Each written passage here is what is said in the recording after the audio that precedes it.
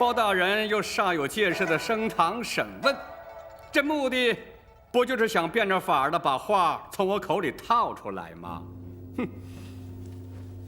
你想我会开口吗？啊？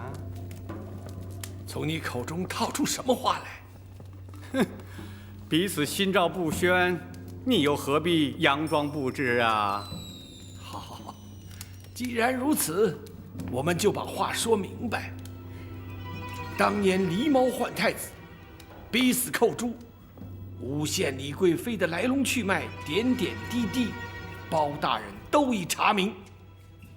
你若不据实供认，包大人是不会放你出去的。哼！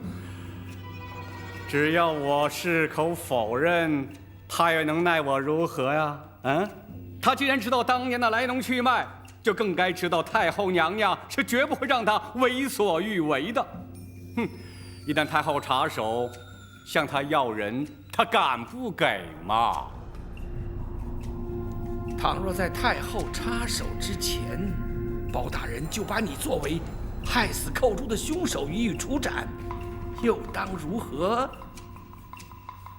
陈琳，看来你对包拯的了解还远不如我呀！啊，一个公正廉明的包青天包大人，他岂会在无凭无据的情形之下将我处决啊？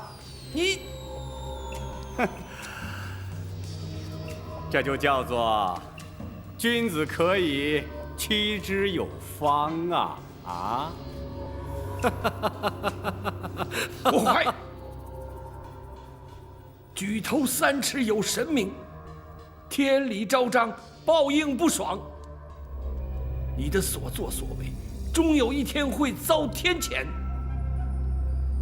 30年来，你扪心自问，可曾高枕无忧？午夜梦回之际，你难道能问心无愧？那些因你而惨死的冤魂，可是夜夜前来向你索命。引火自焚的那个冷宫总管秦凤，为李娘娘替死瞒过你验尸的于忠，还有那忠肝义胆舍身全意的寇珠，无时无刻不在你脑海中出现。纵使你躲过杨氏的惩治，却难逃阴间的制裁。不会的，不会的！寇珠、秦凤，还有那个什么于忠，都不是我杀的，他们不会来找我索命的。可是他们都是因你而死。或许如你所说，包大人不会将你处死，但是却会将你关押在此，直到你认罪。或许在这暗无天日的牢房里，那些冤魂就会来找你索命。哼，包拯他关不了我多久，只要入夜之后我还没有回宫，太后娘娘就会降旨要人的。那就要看你的造化了。你回来，回来，你给我回来！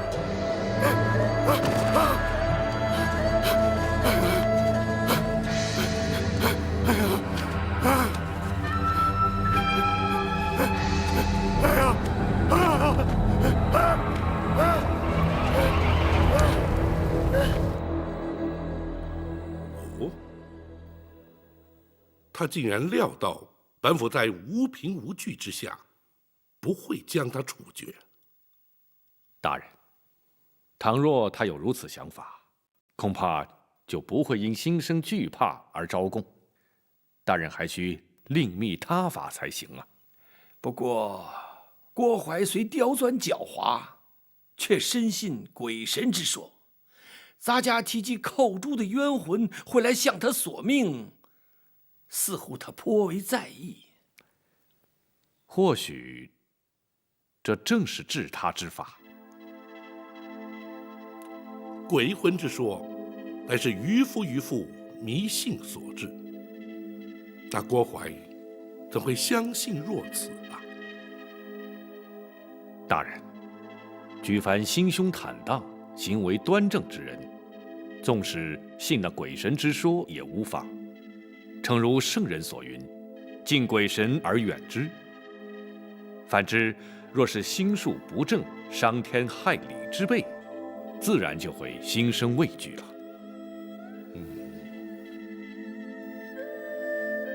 包大人，郭淮所言，他入夜未返，刘太后便会降旨要人，这不得不防啊。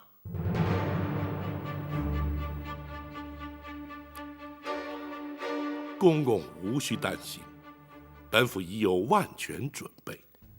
哦，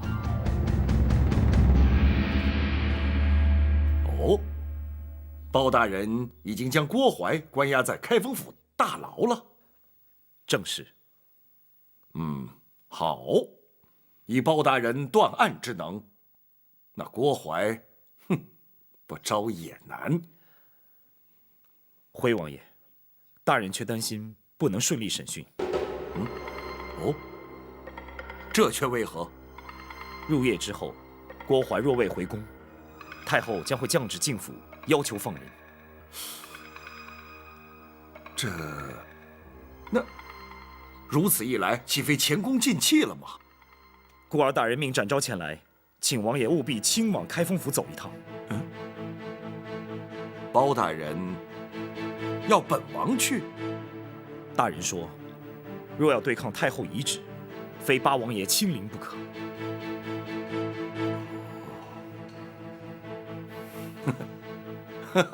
好，本王明白了。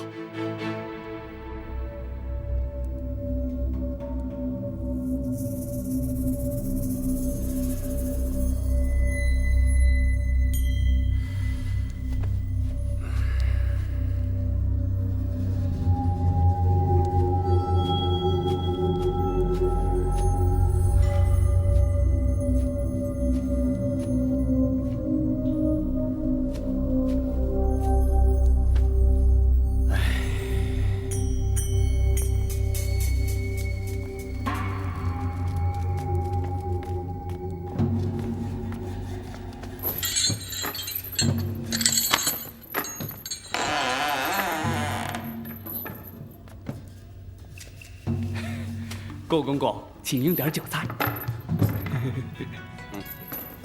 哦，你们开封府大牢竟然会准备这么丰富的酒菜给犯人？不，这是小的特意准备孝敬公公您的。你为什么这么做呀？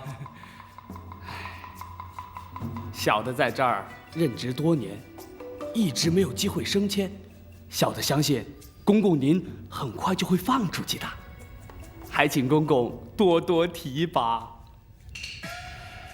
那是啊，天黑以后，咱家自然会出去。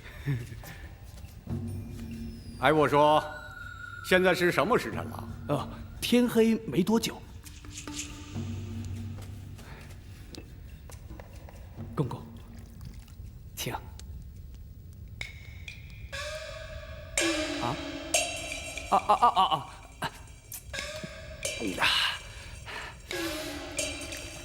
公公，这回可以放心喝了吧？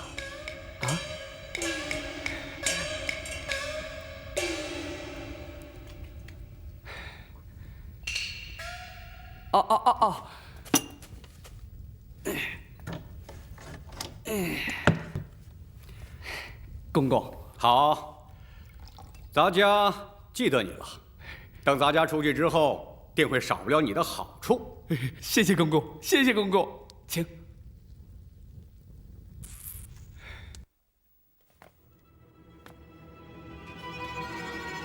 娘娘，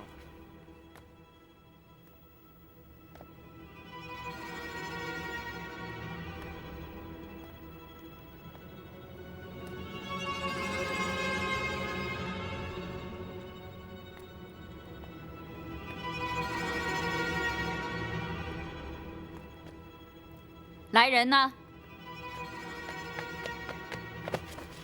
娘娘，起来吧。是。郭总管回宫了吗？回娘娘，还没有。随行的卫士可有人回来？都回来了，说是包大人还要留着郭总管在那儿继续审讯。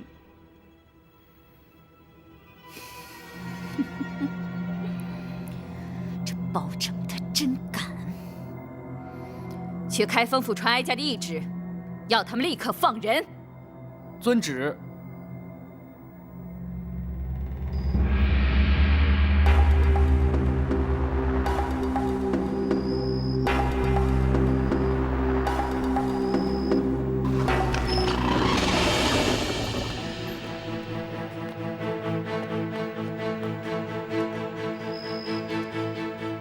你是来要人的？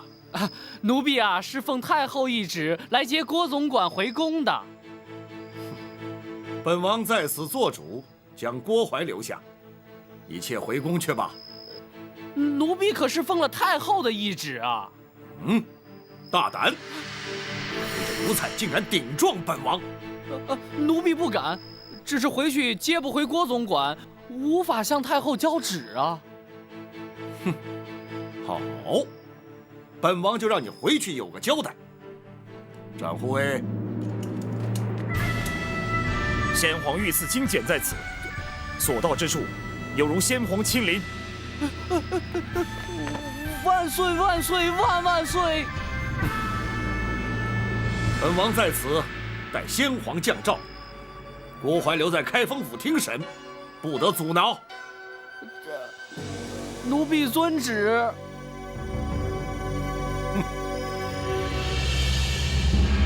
若非王爷亲临，请出御赐金简，包拯只怕不得不将那郭槐释回。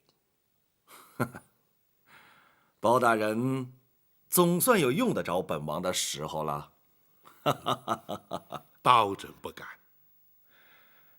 刘太后必定不肯善罢甘休，甚至会惊动皇上。嗨，不妨事。本王就留在这开封府，直到包大人取得郭槐的供状。多谢王爷。不，这是朝廷的大事，也是我赵氏家族的大事。本王又岂能置身于事外呢？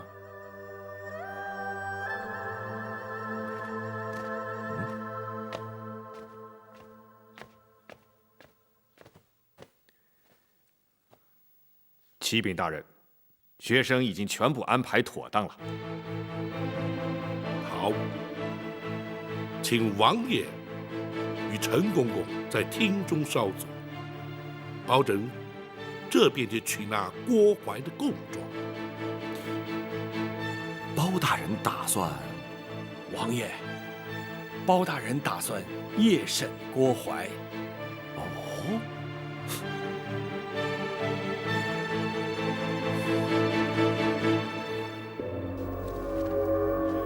夜审？不错，立刻随我们去公堂。哼，包拯是怕太后娘娘派人把咱家接回去，所以才急着夜审。你别做梦了，后宫派来的人已经被请回去了，你没指望了。那为什么要夜审啊？难道郭公公就没有听说过吗？包大人日审阳，夜断阴。哼，那是市井传说。难道他真的能通鬼神啊？哼，那当然，我在开封府可见过多少次了。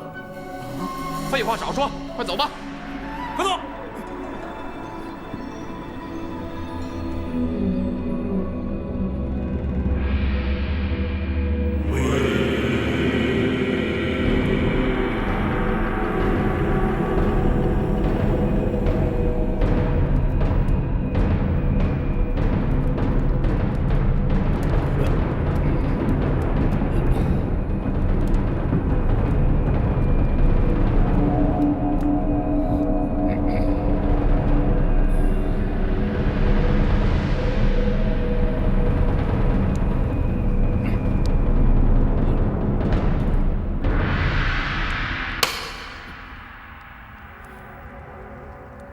郭淮。20年前，你任金华宫总管之职，买通产婆尤氏，以狸猫换取太子，诈称玉成宫李贵妃产下妖孽，指使程昱寇诛，掐死太子，埋藏金水桥下，意图使刘贵妃之子入主东宫。凡此种种，你可承认？包大人，咱家根本不知道你说的是什么，我凭什么承认呢？住口！那寇诛良心未泯，不肯与你沆瀣一气，同流合污，暗中将太子送出宫去，你却对他施以酷刑，追问太子下落。寇诛凹刑不过，处处身亡，难道你也不知情？包大人啊，所谓人死无凭证，就算你包大人指证的都属实，但是你可有人证啊？哼！本府如今夜审于你，便是让你无法交代。本府虽无人证，却有鬼证。寇诛何在？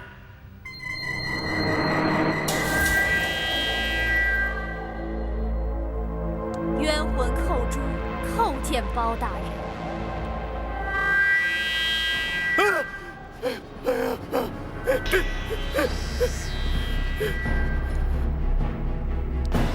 郭淮，你可认得他？他那是寇诛！啊不，他不是寇诛，寇诛已经死了。他一定不是寇诛。哼，是与不是，待本府问过之后，你自会明了。寇诛，寇诛在。当年那郭淮是如何要你将太子谋害，又是如何对你严刑逼供，逼问太子下落？你且一一说来。是。李娘娘临盆之时，郭淮串通产婆尤氏，以剥去皮毛的狸猫替换出生的婴儿，要寇诛将婴儿装在竹篮之内，带离玉成宫。郭淮要寇诛将婴儿掐死后，埋在金水桥下。寇诛见小太子纯真无邪，睡相香甜，心生不忍，于是决定违抗郭淮之命，寻人帮助。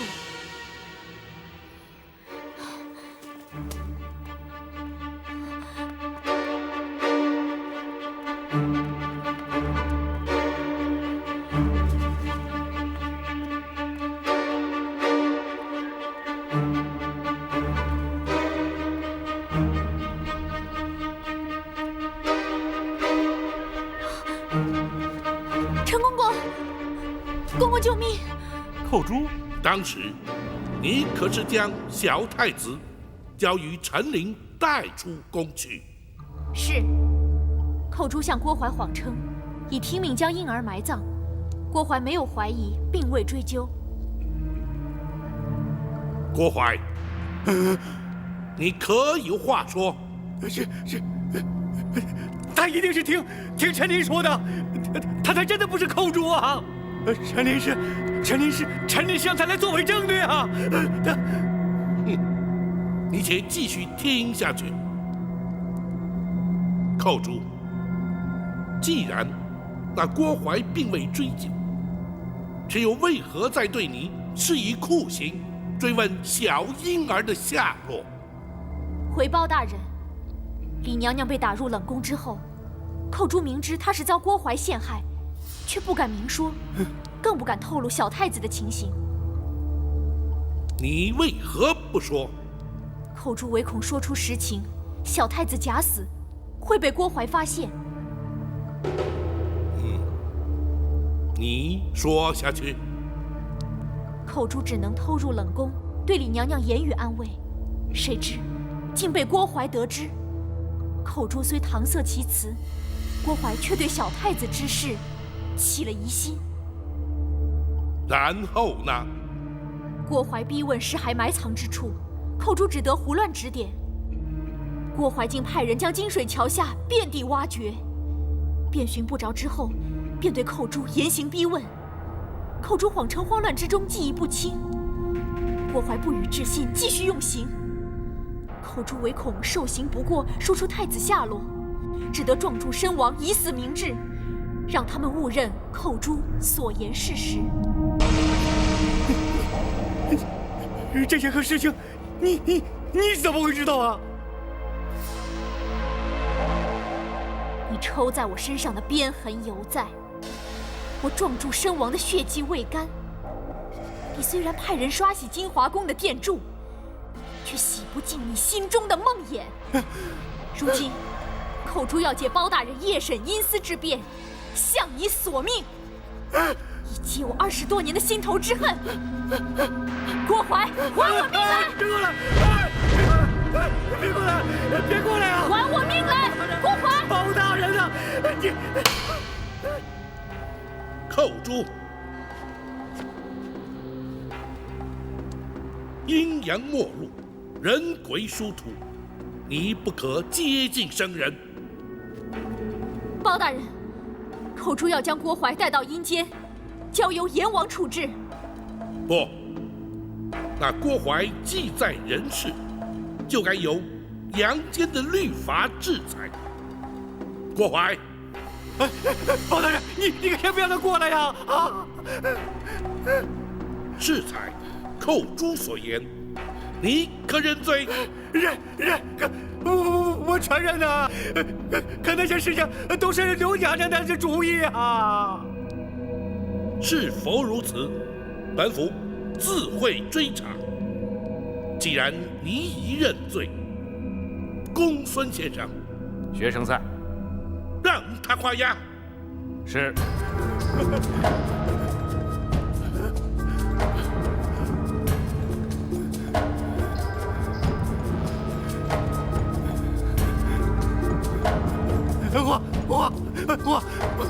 我画呀！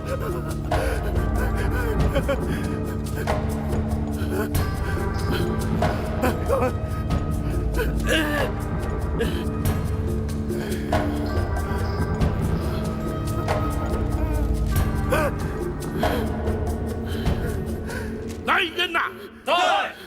将郭槐还押大牢，听候宣判。是。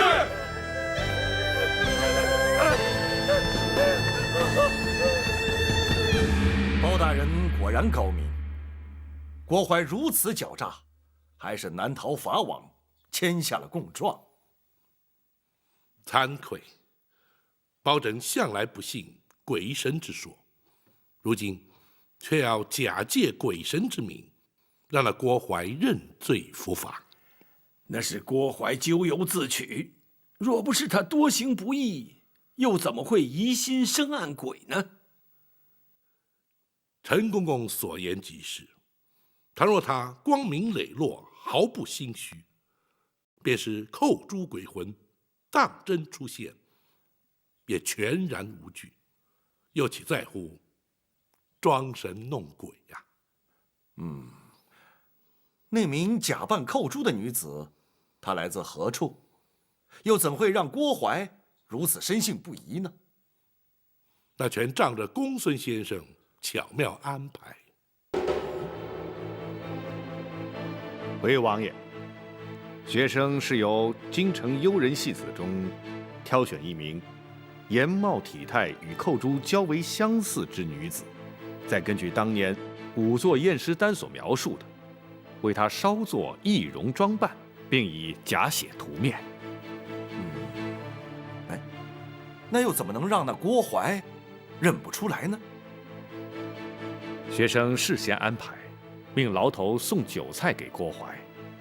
大人夜审之时，郭槐已有5分酒意。同时，学生并令牢头宣称，大人有日沈阳、夜断阴之能，再加上公堂之上昏暗不明，那郭淮心中忐忑之际，自是无法辨认。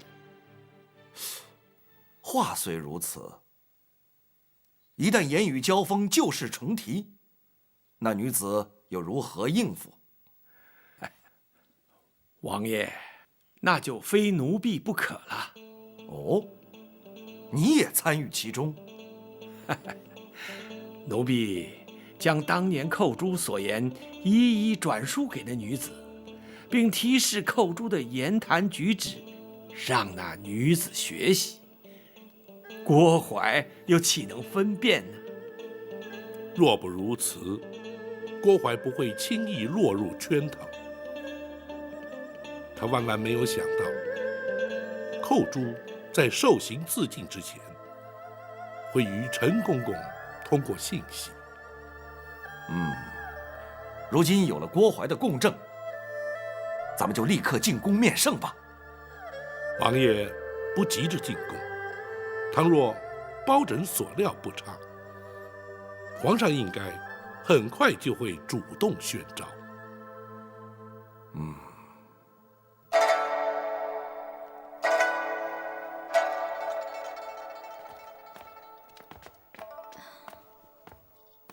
母后，皇上来了。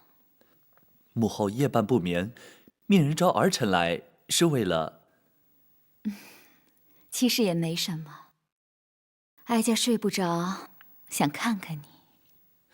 那安神露不是可以助眠吗？母后何不服用？八王爷不是说喝多了对身体不好吗？母后，您可是心中有事啊？哀家只是在回想这一生的点点滴滴。来，你坐下来说。是。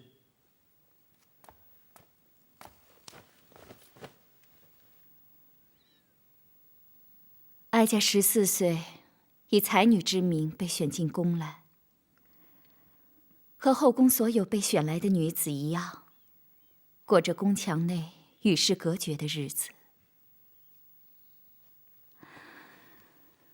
直到被先皇宠幸，身为贵妃，才见到了天日。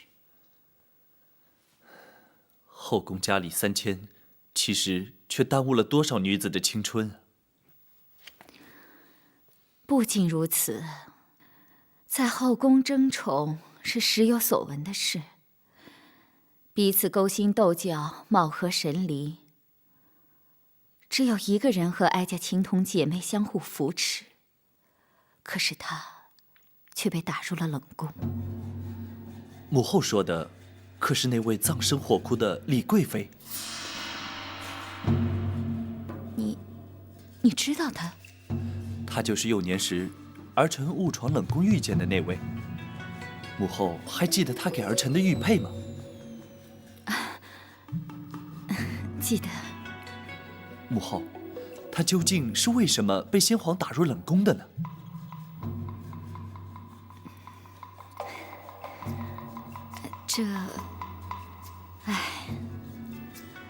在后宫，一旦失宠，可以有千百种的理由。母后说的不错，所以儿臣才要郭淮废除冷宫，重修宫院。无论如何，母后要比他幸运的多了。不错，陈皇后去世之后，母以子贵，哀家被先皇立为皇后。可是太子却在6岁那年不幸染病身亡。母后不要难过，母后虽经丧子之痛，可是还有儿臣孝敬。如今贵为大宋朝的皇太后，那些不愉快的日子是不会再来了。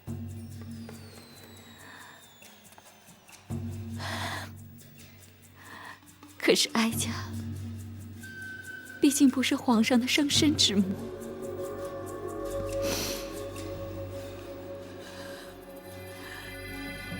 哀家最担心的是，倘若有一天，哀家与嫡娘娘之间有了无法化解的冲突，皇上会如何？母后，那是不可能的。哀家只是打个比方，如果真有那么一天，皇上会如何？如果真有那么一天，儿臣必定会痛苦万分，左右为难。生育养育实在难分轻重。不，儿臣不会让这样的事发生。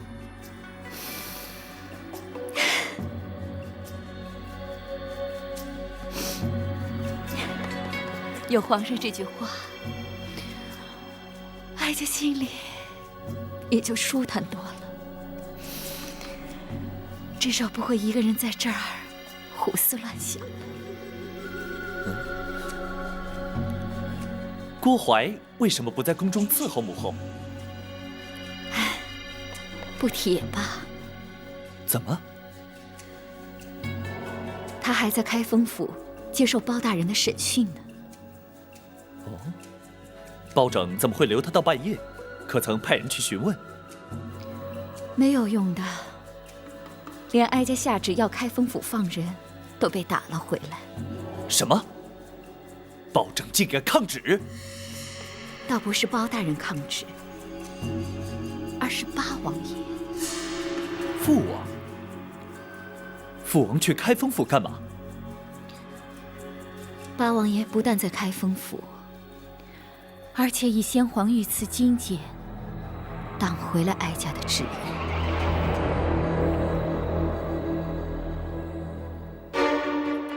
皇上派人前来下旨，要大人连夜进宫。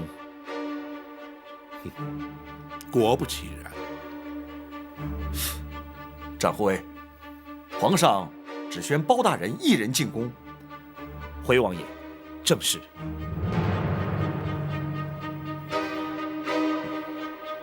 挡回太后懿旨，留下郭槐的是本王。皇上为何不宣本王和包大人一同进宫呢？想必是皇上不便与王爷父子相争，召包拯进宫，皇上才好问明实情。王爷，包拯此去会将此案实情禀奏皇上，不知王爷是否同意？也罢，是该到了让他明白真相的时候了。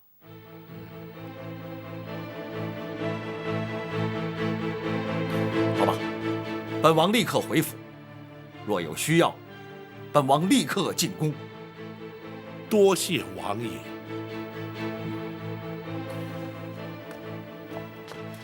什么？郭槐招供了？是。包拯已将他关押大牢，娘娘的冤屈已经可以确定获得平反。好，好，这一天终于来了。宝卿，臣在。哀家什么时候能够见到皇上？臣奉旨连夜进宫，会将全案实情向皇上禀明。娘娘，请等候包拯回禀。哀家就等你回来。娘娘今夜尚未诊治，请容学生为娘娘施针。好，好。来，娘娘小心。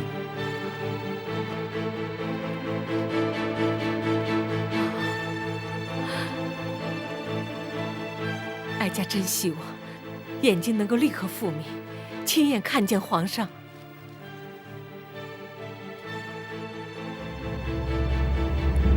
究竟是怎么回事？郭槐去开封府只是作证，你为何不让他回宫？回皇上，郭槐涉及一桩重大阴谋，犯下重大刑案，臣乃是依法关押。岂有此理！无论他犯下何等重罪，太后遗旨既已下达开封府，你怎敢抗旨不遵，拒不放人？甚至还要父王请出先皇的御赐金简。皇上可知，八王爷从不干涉朝政，亦不曾插手任何案件。先皇御赐金简，更从未请出动用。朕当然知道，能让八王爷请出御赐金简，绝非一般刑案。更何况，此案还与八王爷自身有关。什么？与父王有关？郭槐所涉之案，关乎后宫争斗、皇室秘辛，故而八王爷必须出面，保证不敢放人。竟有此事！郭槐供状在此，请皇上御览。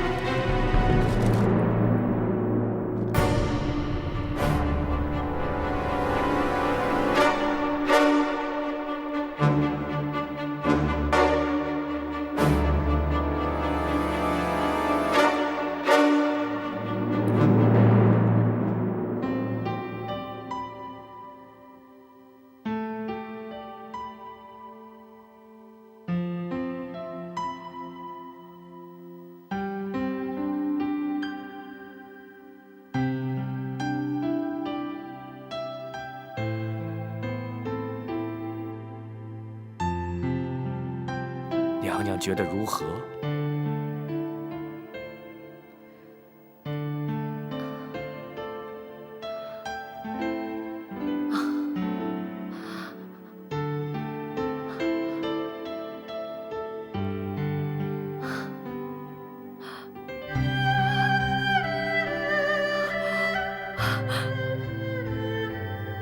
我看见了，我看见了。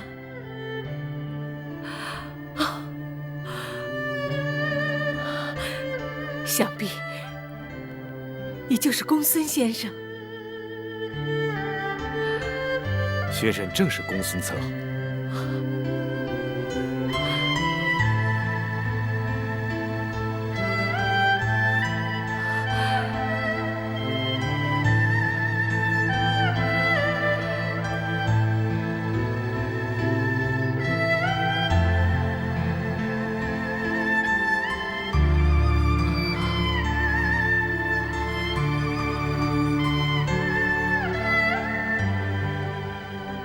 想必你就是展护卫。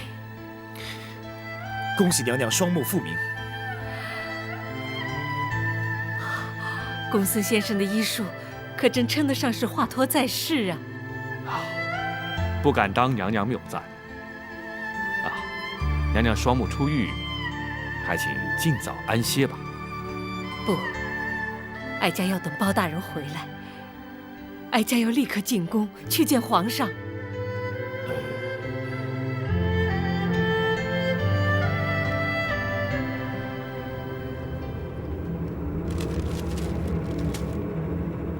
保长，这供状之上所言可是真的？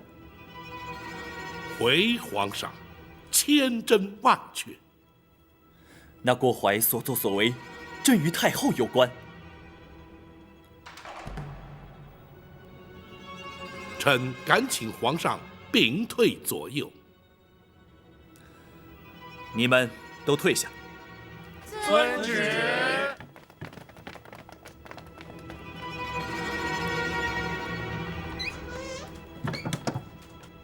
你说。回皇上，当年狸猫换太子一案，太后便是主谋。放肆！你竟敢在朕面前污蔑太后！臣据实禀奏，绝无半句虚假。当年，太后与丽仪贵妃同怀龙种，先皇许诺，生下太子便册立为皇后，为图大位，太后方才出此下策。否则，那郭槐不过是一名太监阉人，又怎敢犯下如此大逆不道、惊天动地之案？那金华宫程昱寇诛，因此状铸自尽了。正是。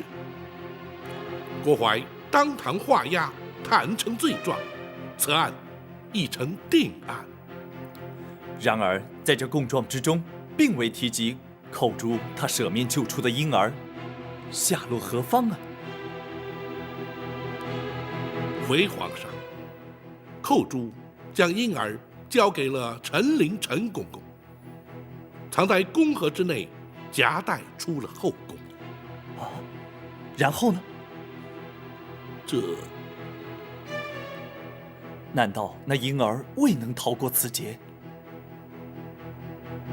不，婴儿安然无恙，被送进了南清宫八王爷府。什么？那如今婴儿安在？八王爷以皇子之名，将婴儿留在王府之内抚养。且慢，算起来那婴儿与朕同庚，朕只有长兄，并无幼弟，何来以皇子之名留在府中抚养之说？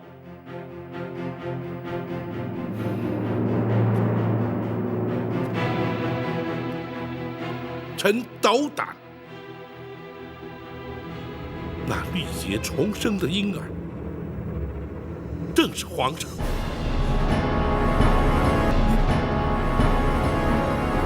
你说什么？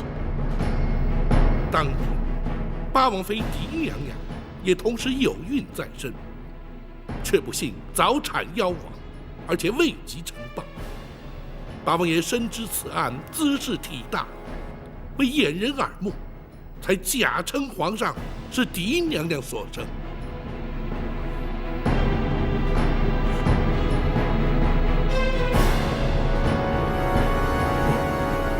不可能！朕分明是父王亲自选入宫中，立为太子的。保长，此事非同小可，你不可胡言乱语。臣绝不敢胡言。八王爷如今正在王府之中静候，皇上可宣召王爷进宫，当面询问。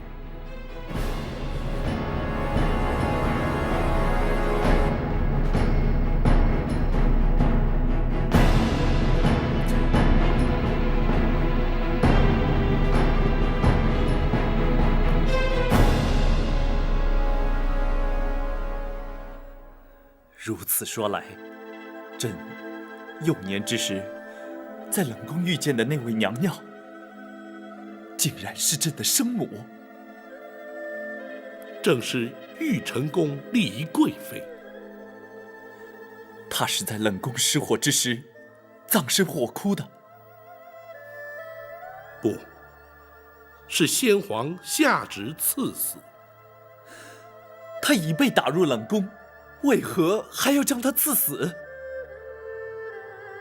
当年，娘娘与皇上巧遇之后，八王爷命陈琳将皇上身世告知娘娘。自此，娘娘夜夜焚香，为皇上祈福。谁知，却被郭槐得知，而刘太后更借此向先皇诬告。诬告什么？诬告丽仪贵妃以邪术诅咒先皇，先皇大为震怒，于是下旨赐死。啊，你是说她是因太后而死？皇上，刘娘娘是为了斩草除根，永绝后患。然而，吉人自有天相，李娘娘必死，而却未死。此话怎讲？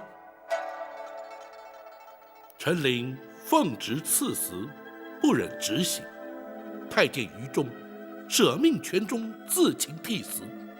人工总管秦凤自焚灭迹，瞒过郭槐，娘娘方得死里逃生，远离京城。他如今人在何处？皇上可还记得包拯那位失散多年的远房表亲？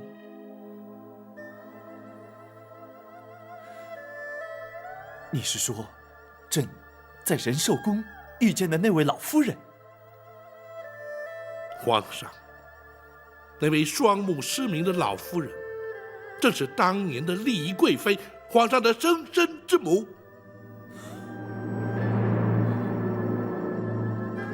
那失明双目，就是因为思念皇上，终日以泪洗面，而活活哭下。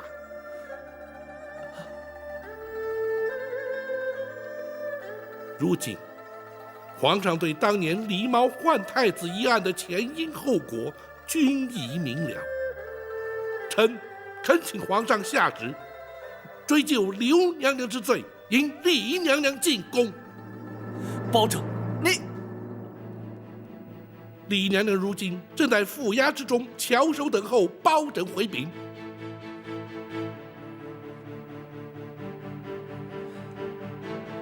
你让朕再想一想。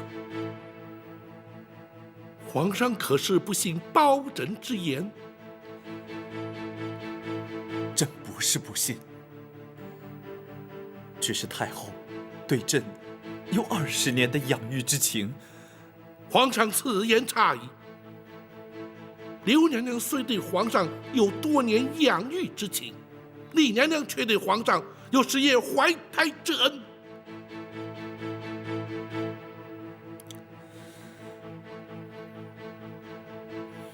包拯，郭槐所犯罪行，你尽可依法惩处。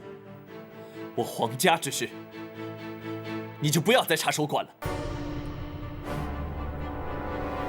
皇上念养母之恩情，而置生母于不顾，传之天下，岂不让黎民百姓斥为不孝？包拯天威人臣，又岂能不闻不问？住口！包拯，你不过是小小的开封府尹，是谁给你如此大的权限？朕不让你管，你就不准再管。来人呐！在。将包拯轰出宫去。遵旨。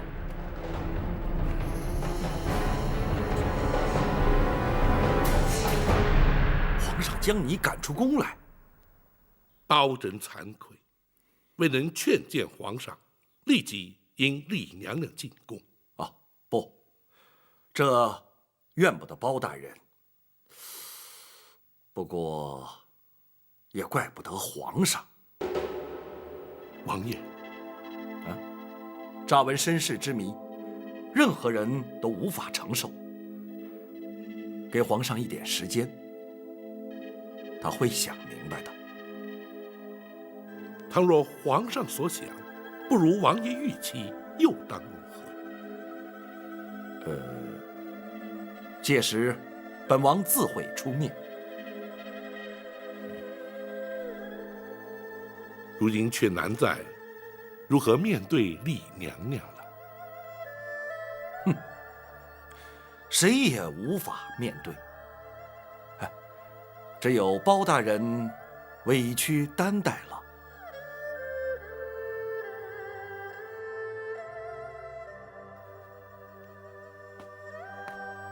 大人已将全案禀奏皇上了。郭槐可由本府依法处断。啊，那太后和李娘娘呢？詹护卫在。如今郭槐已被关押，娘娘的安全也已无虞，就让白玉堂先回陷空岛。他毕竟是个江湖人，不让他知道此案的内情比较好些。大人要他戴罪立功，为何不带他进宫面圣？暂且不要，待此案所引起的余波平静之后再议。是。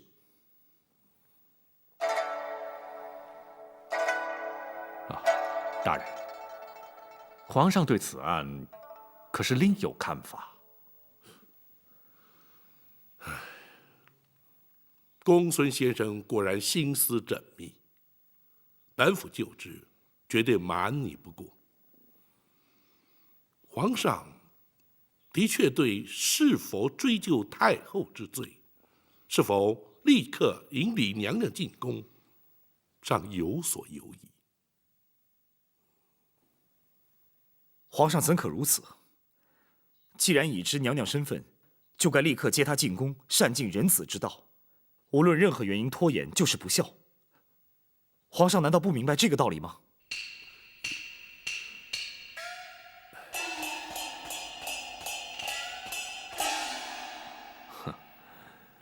或许对皇上而言，生育养育同等重要，而难以取舍。既是皇家恩怨，外人也就难以智慧。公孙先生，请恕展昭不能苟同。人子孝亲，天经地义。无论是皇上，或是平民百姓，岂能有所不同？倘若身为皇上便能不遵孝道，又将如何教化万民？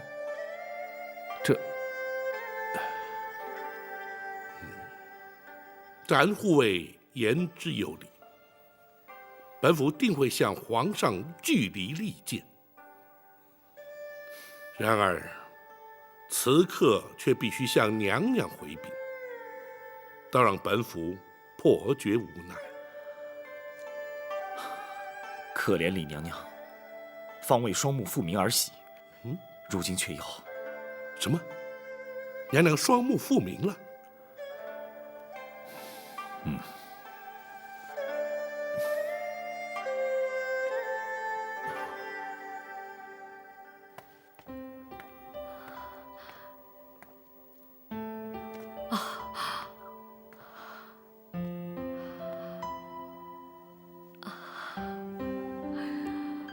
宝琴的形象面貌，与哀家心中想象的很是接近。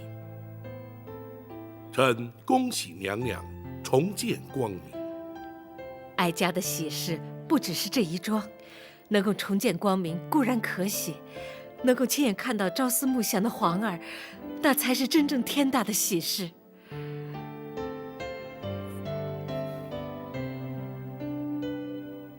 宝琴，臣在。哀家何时能够见到皇儿？这夜色已深，皇上出宫恐怕多有不便。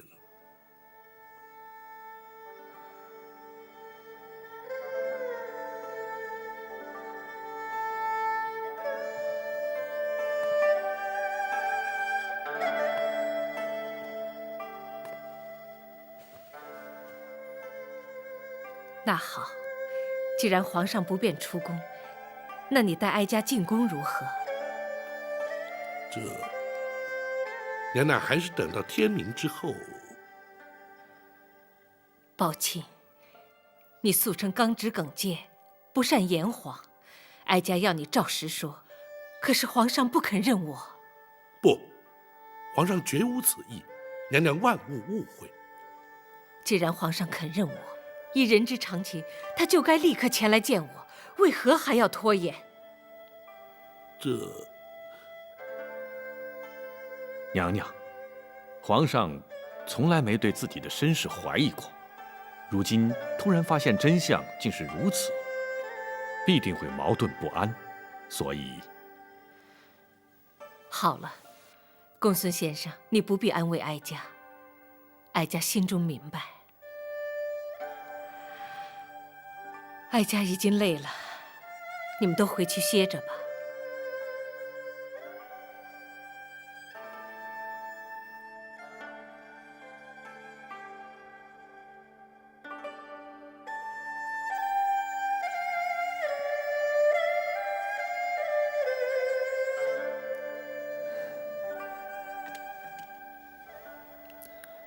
我以后真的要当皇帝吗？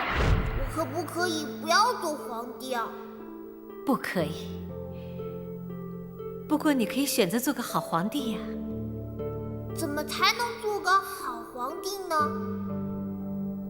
要仁慈，要孝顺。仁孝这2个字如果做到了，就会是个好皇帝。我是个好皇帝吗？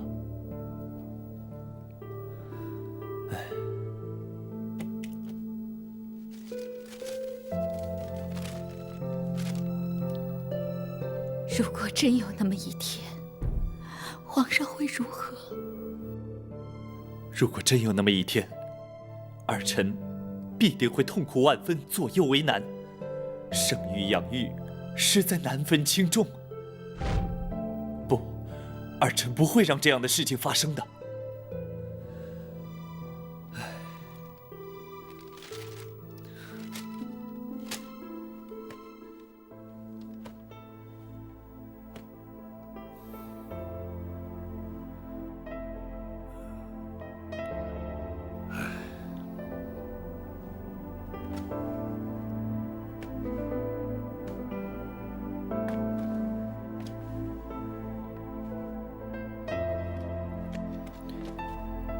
大人，白玉堂回去了。属下要他回献空岛等候通知。娘娘可曾安歇？没有，娘娘枯坐房中，不言不动。难为她了。大人，展昭有一言，不吐不快。你说。娘娘历经千辛万苦，忍受无比煎熬，如今总算可以平反。皇上却多有顾忌。展昭想尽娘娘心中之苦，已忍无可忍。展护卫，公孙先生，本府要听展护卫说下去。展护卫若是不忍，又当如何？倘若展昭人在江湖，必定立刻闯入进宫，将皇上带来府衙，要他当面向娘娘谢罪。然而，展护卫如今却不在江湖。请恕展昭之言。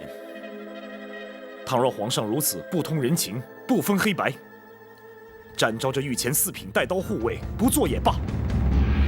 展护卫千万不可！展护卫，说得好。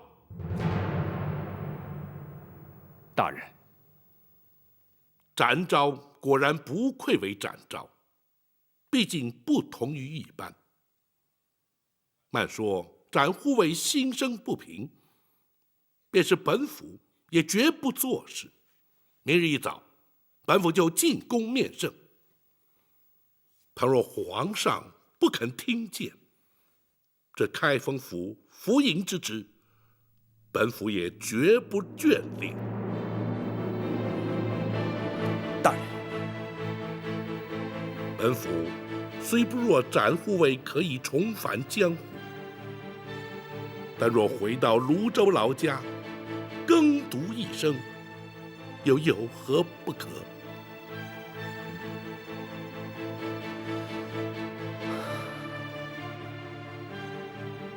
大人，兹事体大，还请大人三思。公孙先生，我辈读书之人，入世所谓何来？若不能分清黑白，据理力争，又如何整生民于水火，解百姓于倒悬？今日不能为娘娘平反，明日又如何为百姓洗冤？与其谈高官厚禄，而唯唯诺诺，尸位素餐，不宁求公理正义，而轰轰烈烈，青史留名。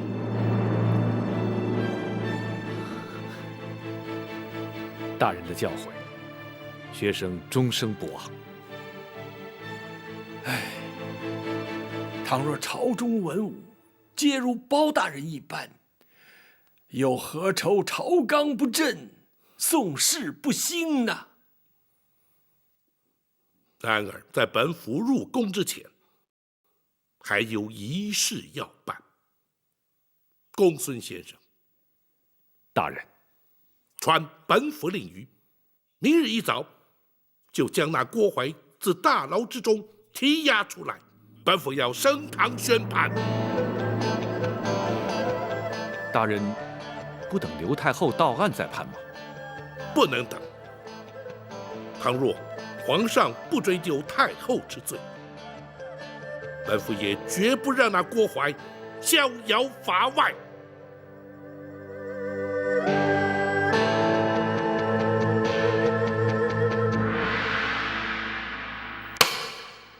堂下听判。郭槐，你身为内侍，就该安分守己，你却为了迎合主上，挑起后宫争斗，勾结产婆尤氏，犯下滔天大罪，逼死程昱后主，企图掩饰罪行。本府以大宋律例判你扎刀之刑。来人呐！在。糊涂的伺候。是。保证，洒家是后宫总管，你不准杀我！本府奉旨将你依法惩处，怎会无权？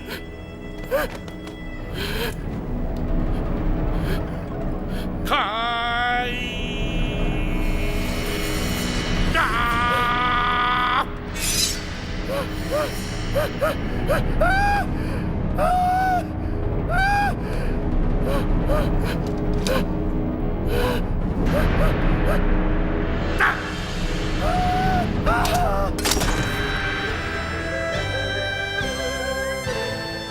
你扎了郭槐？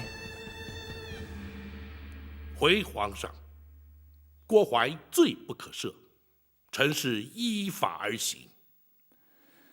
你是生怕朕不再追究太后之罪，会连郭槐也获免刑，才速审速决，将他正法？皇上明鉴。朕说过，只要你不管太后之事，郭槐任你处置。启奏皇上，臣不能不管。你当真不肯撒手，非要管我赵家私务？你可知道昨夜朕在生育之恩与养育之情之间的矛盾挣扎是彻夜难眠？难道你非要逼朕不可吗？皇上，李毛换太子一案，绝不仅是赵家私务，而涉及皇室道统、大宋国祚。废刘太后而迎丽娘娘，也绝不仅是皇上私情，而关乎人心教化、社会伦常。皇上自诩以仁孝治国，若是己身不正，又将何以正人？包拯纵有天胆，也不敢逼迫皇上。然而，如今刘太后已是罪证确凿，皇上若是不下旨将她治罪，恐将难渡天下悠悠之口。包拯，难道你就不怕朕革了你的官职？皇上莫说要臣的顶上乌纱，便是要臣的项上人头，臣也绝不能让皇上背负着不孝的千古骂名。包拯，你……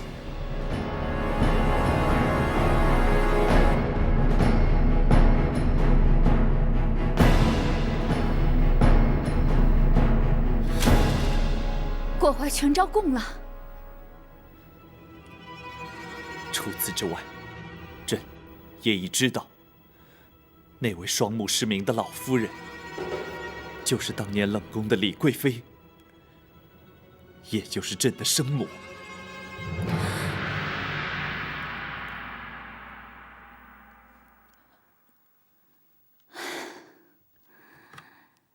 30年的梦魇，毕竟还是应验了。你为何要这么做？他先生了太子，先皇就立他为皇后。或许是为了争夺皇后之位，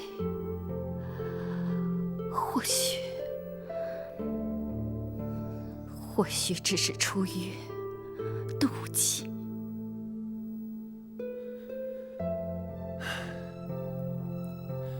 她是你在宫中唯一情同姐妹、互相扶持之人，你为何要妒忌于她？勾心斗角、争权夺利，在后宫不足为奇。眼里看的是这些，学的也是这些。你是皇帝，永远也无法明白权势有多重要。朕的确不明白，可是朕却明白做人之理。若不能诚心诚意与人交往，若终日必须尔虞我诈，纵有权势，又有何用呢？就因你当初一念之贪，夺去了多少条性命？20年来，朕一直把你视为身生之母，如今你却让朕陷入天人交战的两难之境。你要朕如何抉择？你又将如何自处？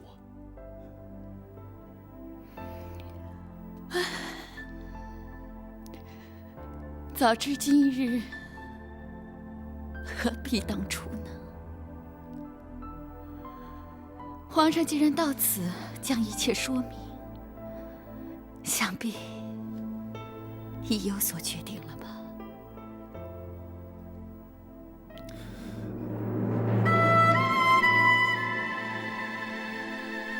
儿臣叩谢母后20年的养育之恩。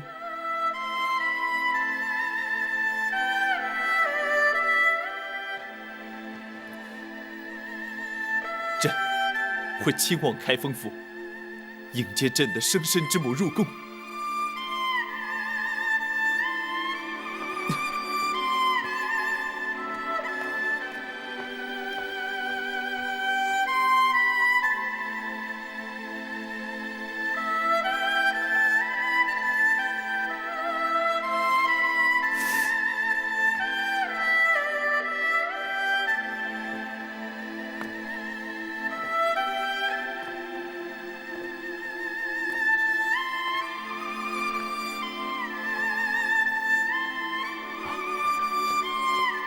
皇上，父王，皇上，如今身世已然大白，本王不再是你的父王，而是你的皇叔了。奴婢叩见皇上。亚父请起。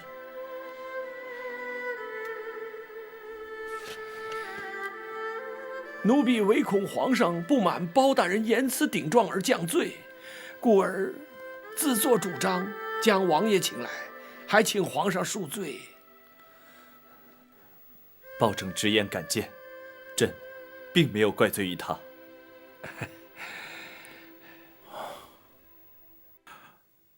皇上如今作何打算啊？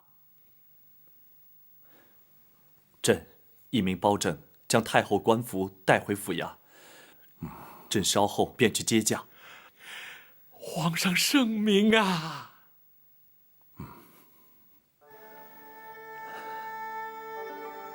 父王，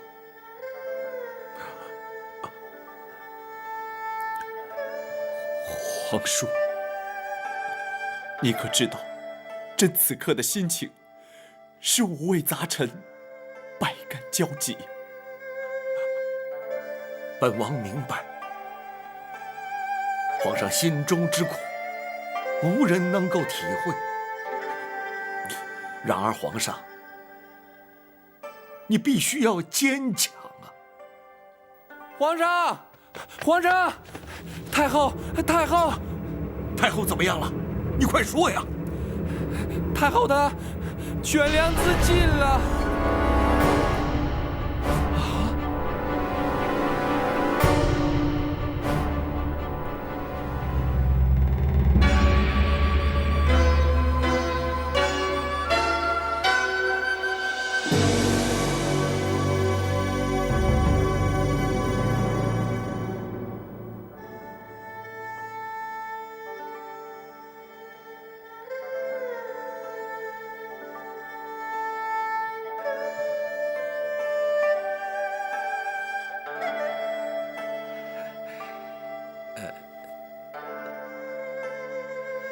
娘娘，圣驾已在厅中等候，还请娘娘尽快更衣呀。陈公公，一定要哀家更衣吗？奴婢不敢。可是皇上来接娘娘进宫，娘娘换上太后服饰，才合后宫礼仪呀。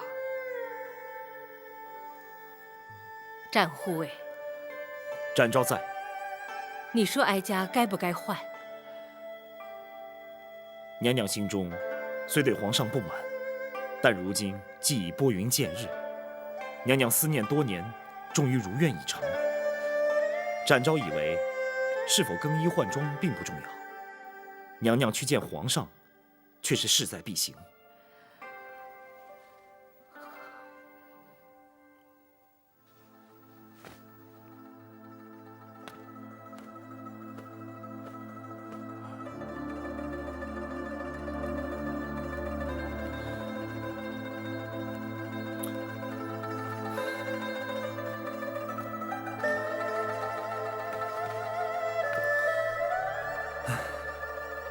朕言至此时才来，太后必定心生不悦，还望皇叔包卿替朕多美言几句。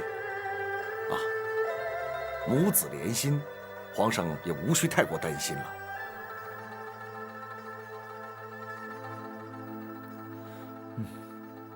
包卿，皇上，秦恕包拯不敢过问皇家事务。你，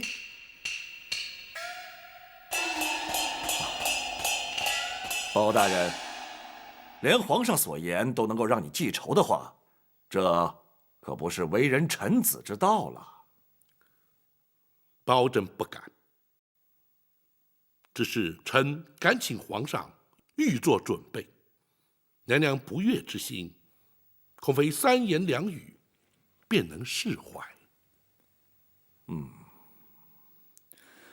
迟来迎接母后，乃是朕咎由自取。太后若是降罪责罚，朕也无话可说。太后娘娘到。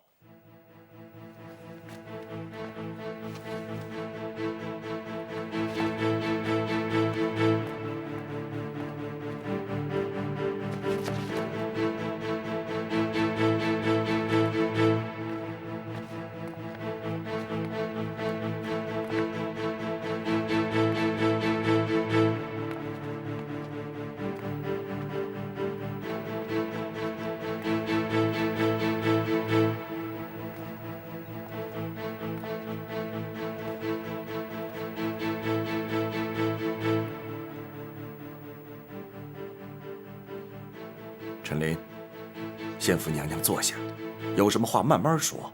是。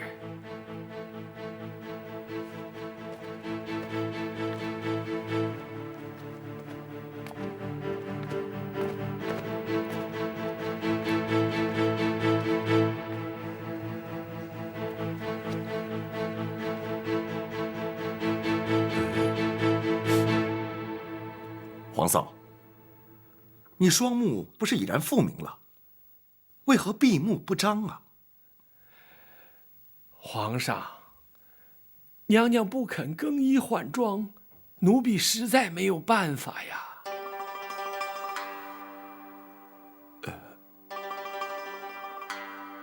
皇嫂，你有何不满，尽管直说，别让皇上尴尬，也免得让大家为难呐。八贤王，并非老身有意刁难。既然皇上不肯认我，我又何必看他？母后，且慢。如今已是我不认你了。在母子未相认之前，老身不以皇家自居，你也休要以母后相称。皇叔，皇嫂，皇上若是不肯认你，又怎会亲临开封府来接驾呢？您就看在本王的薄面上，原谅于他。毕竟，他是一国之君，当今的皇上啊。八贤王，恕老身直言，皇上又如何？皇上难道不是父母所生？我为他饱尝10月怀胎之苦，为他受尽牵肠挂肚之痛，为他遭人陷害，打入冷宫，为他先皇下旨，白绫赐死，为他流落街头，忍辱偷生，为他流干了眼泪，哭瞎了双眼。而他明知道我是他的亲生母亲，明知道我在府衙殷切期盼，他却不飞奔而来母子团圆，反而在那犹豫不决，左右为难。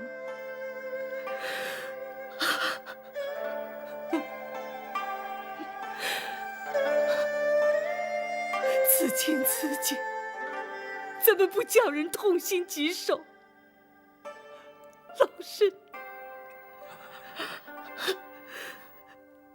身又怎么能够原谅他呢？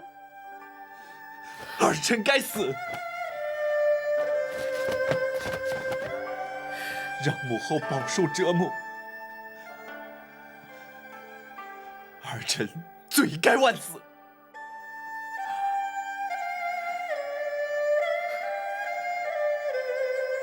儿臣即便不能得到母后的宽恕，也请母后睁开眼睛，看看儿臣，看看儿臣和20年前在冷宫相遇时有何不同，看看儿臣与先皇有几分神似。母后，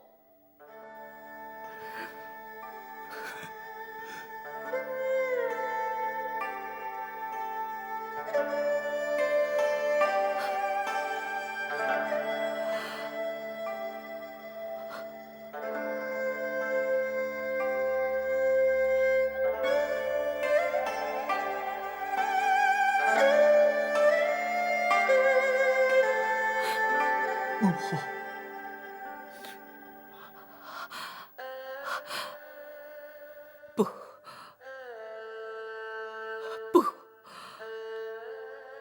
不能就这么简单。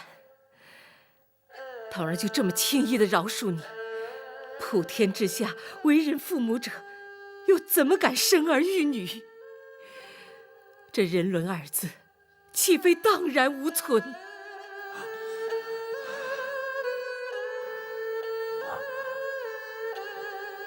皇嫂，你又如何才肯认他？要如何责罚他，你才肯原谅他？儿臣愿意接受母后任何惩罚。在母子相认之前，老身只是一介平民。包大人，包拯在。倘若民间百姓犯了不孝之罪，该是如何惩罚？娘娘，不论如何惩罚，若要想老身认他，除非包大人先依法办他个不孝之罪。宝琴不得推脱，朕命你立即升堂，将这一不孝之罪究办，不得有误。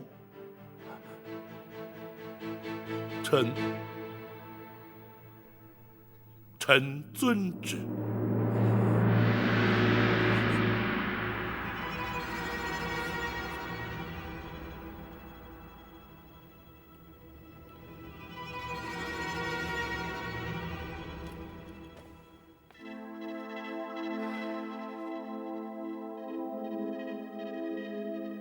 这的确是本府自入世以来从来没有遇见过的难题，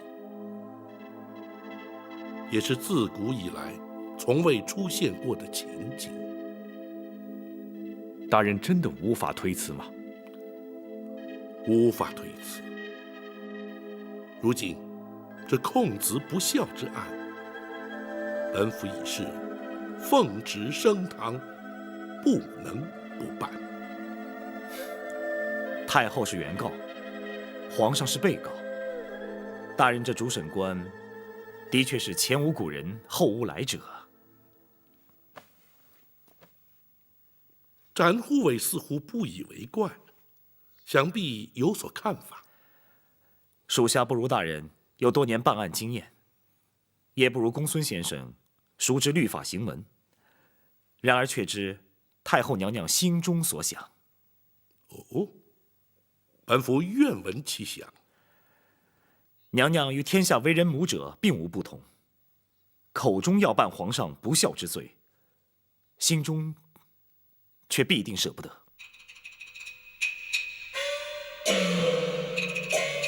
学生明白了，大人何不由此处着手？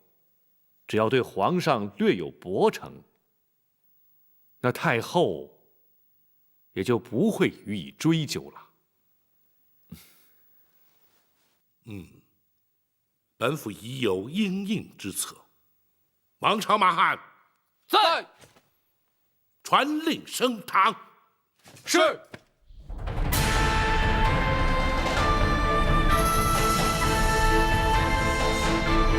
开封府胡营包拯叩见皇上。平身。谢皇上。叩见娘娘、王爷。包大人请起。谢娘娘。来人呐！在。升堂。是。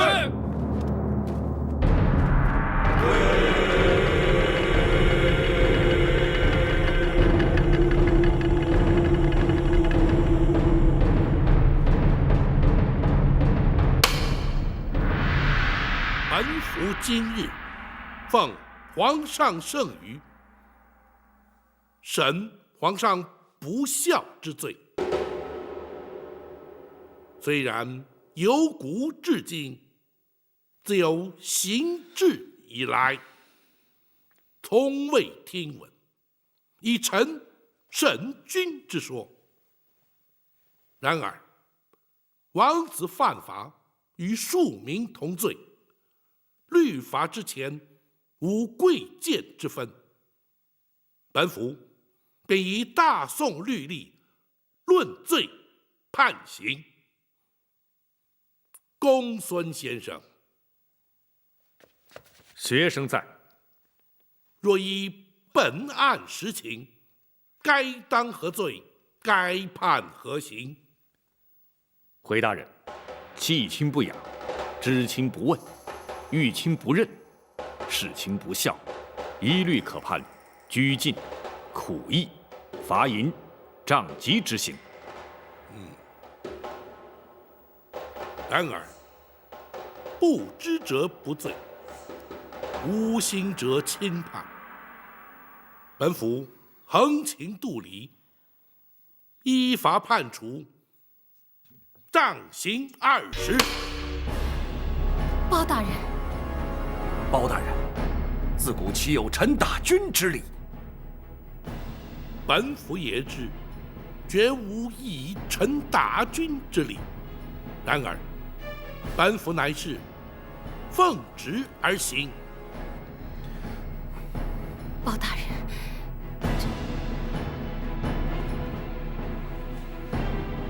皇上，无妨，包卿，你就依法行刑吧。臣遵旨。来人呐！在。为皇上宽衣脱袍。是。不得无礼！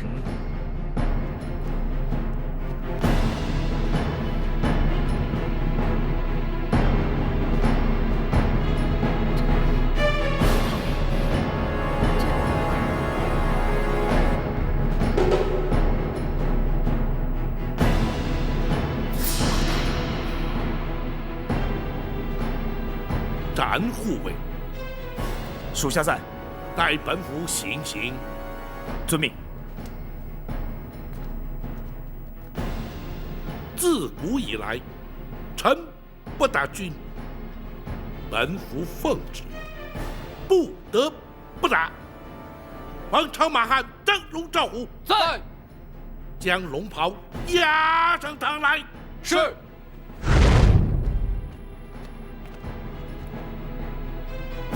如今，本府仗打龙袍，如同打军。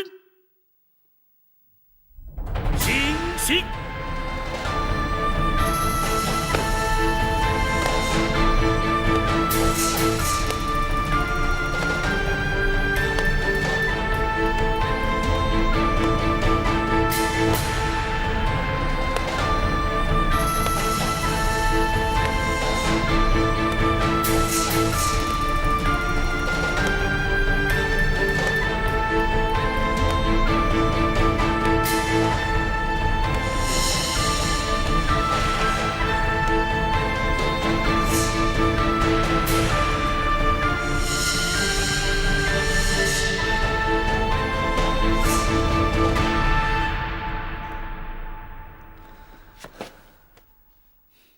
若非包卿机智，恐怕朕要出尝这杖刑的滋味了。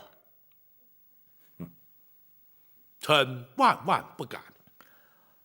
皇上，白玉堂入宫盗佩，只是一时冲动。如今他已经将功补过，还请皇上特赦免罚。那是当然，太后与亚父受他保护，足以将功折罪。谢皇上。如今幸得母后相认，其实真正该赎罪的，应该是朕。回宫之后，朕立刻下诏罪己，让天下臣民百姓以朕为戒，恪守孝道。好，皇上能以仁孝治国，是乃朝廷之幸，万民之福啊！还有那寇珠、秦凤和于忠，朕要为他们建碑立祠，以彰忠义之风。皇上圣明。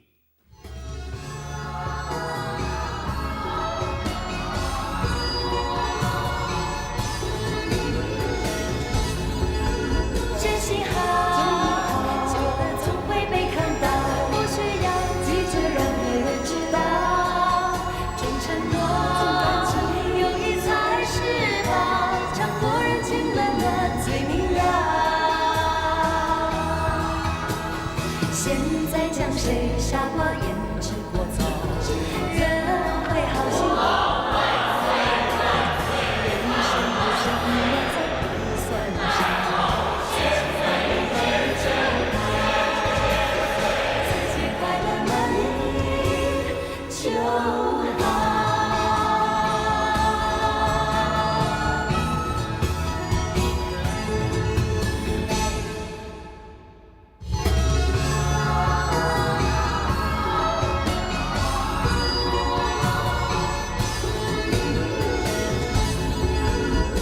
强出头不服输，自寻烦恼，天外有天比你高。大富贵比不上身体好，无忧无虑品尝心到老。看得透想得开，别爱计较，狂风大量开口笑。我朋友要比多仇人好，让人一步世界大多了。真心好，旧的总会被看到，不需要急着让别人知道。忠诚多，友谊才是宝，强国人情冷暖最明了。现在讲谁傻瓜言之过早，人会好心有好报。人生有什么才不算少？自己快乐满意就好。